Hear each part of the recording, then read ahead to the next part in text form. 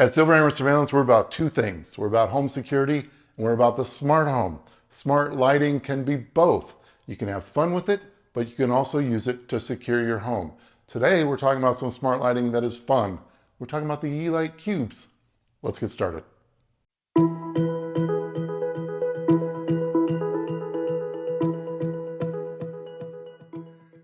What up, everybody? It's George Langabeer with SilverHammer Surveillance, coming to you from Voltage Studio. Here on the channel, we talk smart home tech. We talk home security. We have videos weekly. Follow me on the socials, specifically Instagram, where I give you a little more insight into the man behind SilverHammer Surveillance. Today, we are talking about the smart home. We're talking about smart lighting. We're talking about the Yeelight Cubes. This is some fun smart lighting that was announced at CES 2023. They came out in April-ish, and then I wanted to spend a few months with them to see how they stack up against other fun options like Nanoleaf. So that's exactly what I did. Been using them for a few months.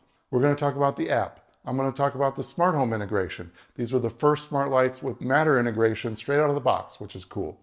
And then I'm going to give you my final thoughts. I want to mention that Yeelight sent me these cubes, but I'm going to give my honest feedback, tell it like it is, George style. All right, moving on. Let's talk Yeelight Cubes. Here they are. These are interchangeable. They're expandable. They're stackable. You can go vertical. You can go horizontal. I went horizontal. When you're putting your layout together, you start with the controller, which is this right here.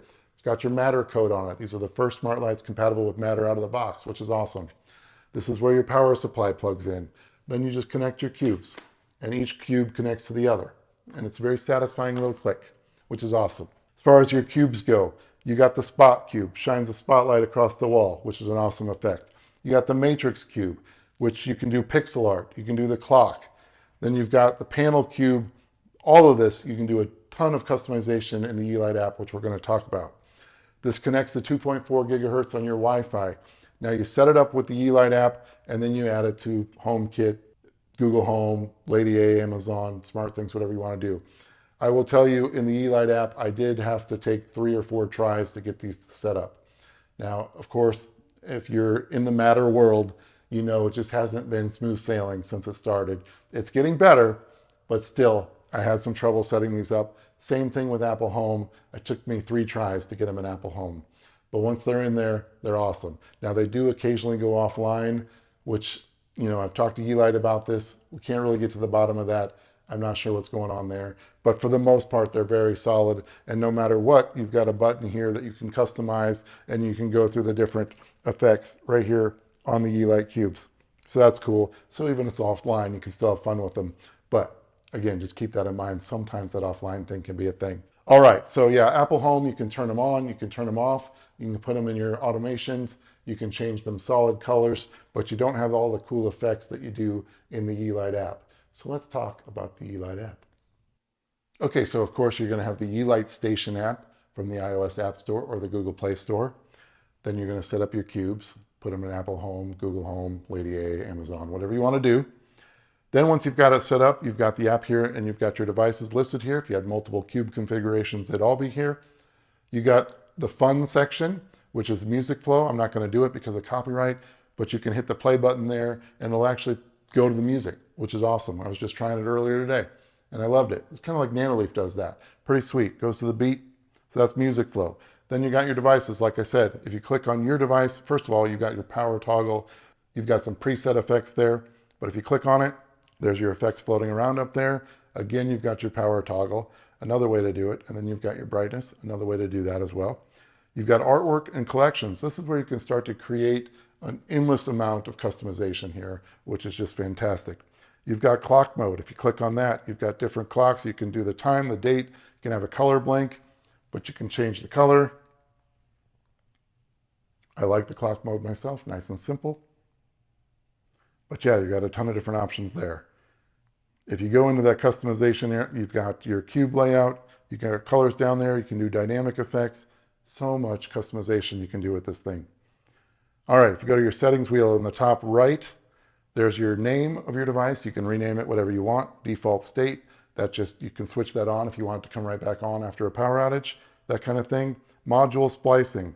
This is where you set up your configuration. So mine's already in there, but you just go in there and you determine where your little controller is, and then you just set up what type of cube. So I want spot, matrix, matrix, panel, matrix, matrix. But that's where you set that up for the first time.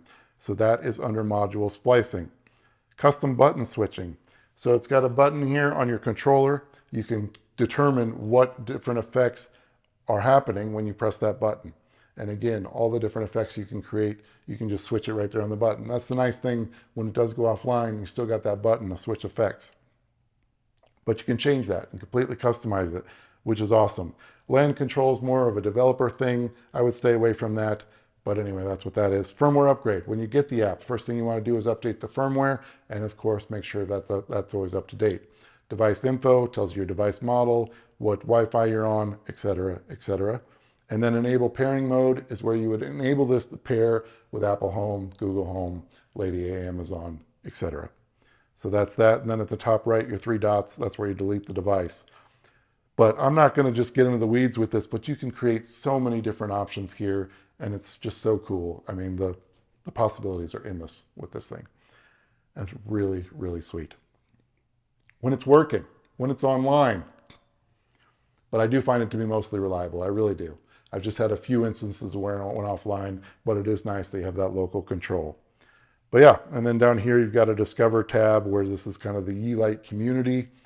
You got different topics. You've got graffiti art there. So that's pixel art that you can do on your pixel cubes. So this is some stuff that some other Yeelight users did, which is a ton of fun. But again, it's just endless options there.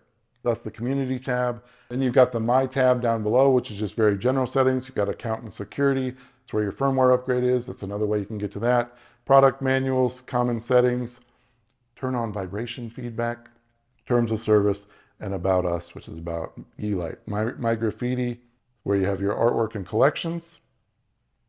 So that's where you put in all your different custom creations.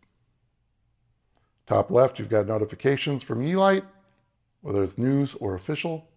All right, that's it. That's the Yeelight app. Let's talk about my final thoughts. So what are my final thoughts? First of all, let's talk price. I didn't mention price, and that's because there's several different options. Check in the affiliate link below for different pricing options. But basically, a full kit starts at $172. Then you can get just a single lamp, which is basically one cube and a controller. Those start at like $45. You can get just additional cubes to add to your setup. So just check that affiliate link in the description below. And Yeelight makes all sorts of things like smart lights. So check out Yeelight. They're awesome. And thank you for sending these to me, Yeelight. I've enjoyed using them for a few months.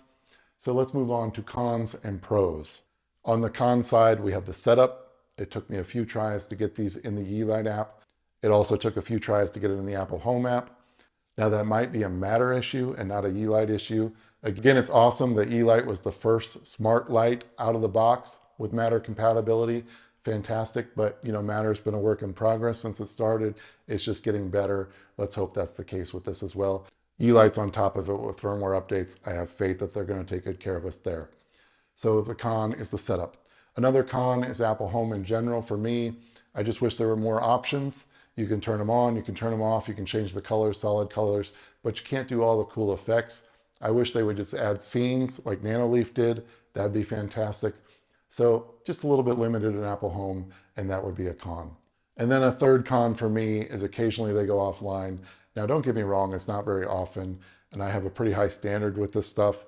I just want them to be online and work all the time, but occasionally they do go offline. But it is nice that they have the physical button where you can still do the effects and still use the cubes if it is offline. That problem just seems to correct itself. It's not something where I have to reset it and set it back up, but you know, just a thing to consider. All right, the pros. The pros would be the Yeelight app is absolutely positively amazing. The customization you can do here is just ridiculous as far as smart lighting goes. It's truly endless. I mean, you can just, whatever your brain comes up with, you can do with this thing. And I just think I scratched the surface, and I've had it just a few months. So that's cool. They're a great value for the price. I think the customization and the fact that you can go horizontal and vertical and always add to it, I think that's great. I think they're well made. I think they bring life to your smart home, you know, compared to these other lights that are just kind of stationary. These are just breathing life into the room. I love that. So I think it's definitely worth the price. Another big pro is the Matter compatibility. Again, first out of the box. That's awesome. But the fact that you can use this with Apple Home, Google Home, Lady A, SmartThings, is cool. Now, even though Matter is a work in progress, still a huge pro, and the Matter thing is not Yeelight's fault. And I think Yeelight's going to be all over it with firmware updates. So that's another big pro. But there you go. What do you think? Do you already have some? Did you get some right away? You're going to get some? I love them. Other than a few little quirks, I love them. But let me know in the comments what you think. Hopefully you liked this video. Smash the like button if you did. Subscribe to the channel. If you're a return subscriber, you know I love you. If you're new to the party, welcome. Keep coming back for more. Until the next video, peace and love.